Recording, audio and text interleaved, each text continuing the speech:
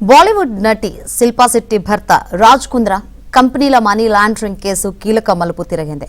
నిధుల మళ్లింపులో 4 కీలక వ్యక్తులను దర్యాప్తు బృందం గుర్తించింది.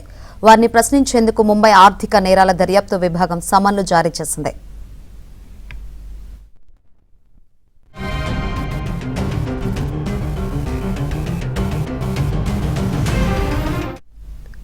ఓ వ్యాపారవేత్తను 60 కోట్లు మోసం చేసినట్లు నటి శిల్పా శెట్టి దంపతులు ఆరోపణలు ఎదుర్కొంటున్నారు.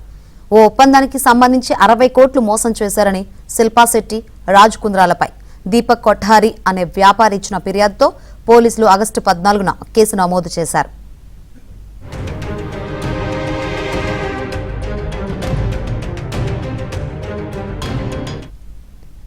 ఈ కేసులో ఇప్పటికే రాజ్ కుంద్రాను విచారించిన పోలీసులు అతని బ్యాంక్ స్టేట్మెంట్ వివరాలు, ఇతర ఖర్చుల గురించి ఆరా తీశారు.